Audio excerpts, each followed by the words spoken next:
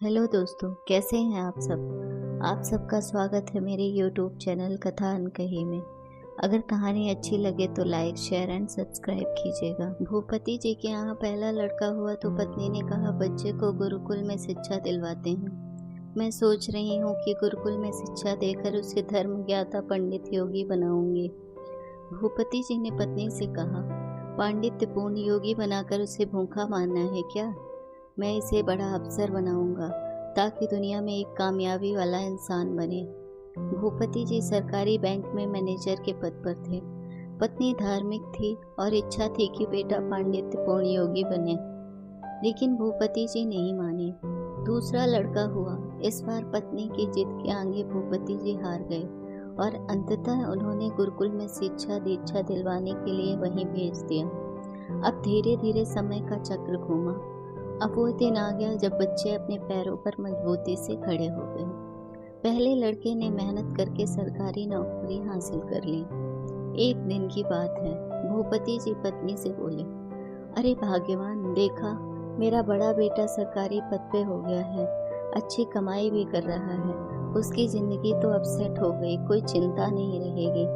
लेकिन अफसोस, मेरा छोटा बेटा गुरुकुल का आचार्य बनकर घर घर यज्ञ करवा रहा है, प्रवचन कर रहा है। जितना वह 6 महीने में कमाएगा उतना मेरा बड़ा बेटा 1 महीने में कमा लेगा। अरे भाग्यवान, तुमने अपनी मर्जी करवा कर बड़ी गलती की। तुम्हें भी आज इस बात का पश्चाताप होता होगा। पत्नी ने कहा, हम में से कौन गलत है और कौन सही, ये आज दूध का दूध पानी का पानी हो जाना चाहिए। चलो अब हम परीक्षा ले लेते हैं। दूसरे दिन शाम के वक्त पत्नी ने बाल बिखराया और अपनी साड़ी का पल्लू फाड़कर और चेहरे पर 1-2 नाखून के निशान मारकर आंगन में बैठ गई और पतिदेव को अंदर कमरे में छिपा दिया। बड़ा बेटा आया, पूछा मम्मी क्या हुआ। माँ ने जवाब दिया, तुम्हारे पापा ने मारा है। बेटा ने कहा, बुढ़ा सठिया गया है क्या, कहाँ है, बुलाओ तो जरा।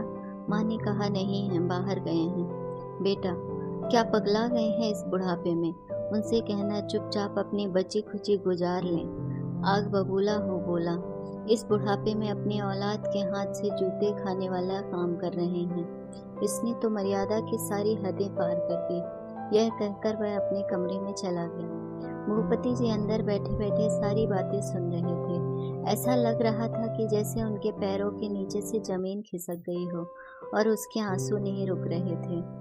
जिसकी तमाम गलतियों को मैंने नज़रअंदाज करके आगे बढ़ाया, उसका ऐसा बर्ताव अब तो बर्दाश्त ही नहीं हो रहा।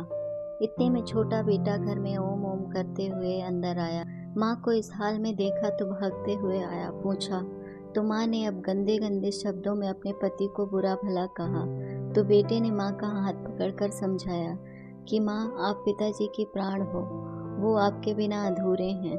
अगर पिताजी ने आपको कुछ कह दिया तो क्या हुआ। मैंने पिताजी को आज तक आपसे अभद्रता से बात करते हुए नहीं देखा। वो आपसे हमेशा प्रेम से बातें करते हैं। जिन्होंने इतनी सारी खुशियाँ दी हैं, आज नाराजगी से पेश आए तो क्या हुआ।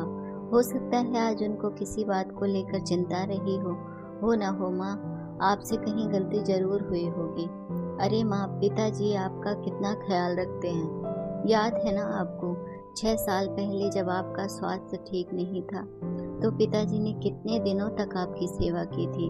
वही भोजन बनाते थे, घर का सारा काम करते थे, कपड़े धोते थे। तब आपने फ़ोन करके मुझे सूचना दी थी कि मैं संसार की सबसे भाग्यशाली औरत हूँ। तुम्हारे पिताजी मेरा बहुत ख्याल रखते हैं। इतना सुनते ही बेटे को गले लगाकर फपक फपक कर रोने लगी।